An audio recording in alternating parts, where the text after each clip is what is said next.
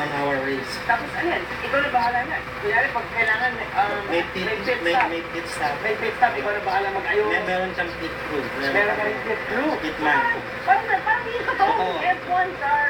Parang gano'n.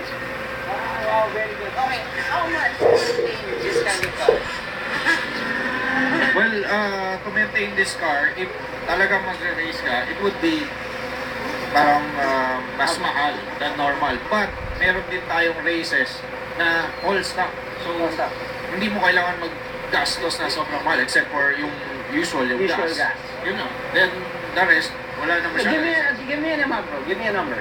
Siguro, for a month, you spend about 1 can of gas. So mga around 1,500 to 3,000. 1,500 to 3,000. Yes, a month. Ilan beses ka magpa-practice? Sabihin na natin. Siguro mga once a week. Once a week. And how much, sabihin na natin, how much are they going to pay if they rent out this course?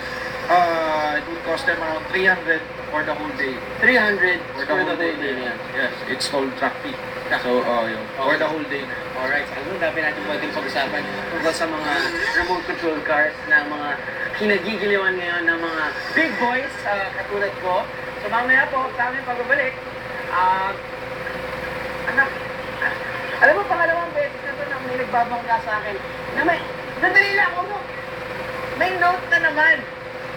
Buti naman at nagpaturo ka. Handa ka na ba, pare? Sino ba to? Kanina pa? Ang angas nito. Sino ba to? Bakit ba?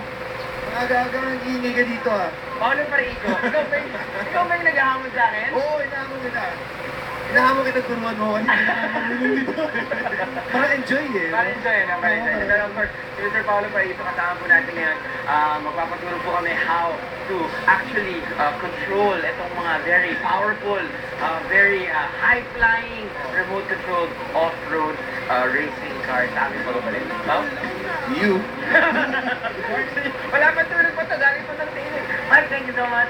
Babalik po kami dito sa boom boom. Boom na boom dito sa Pasay City. Alright, see you later.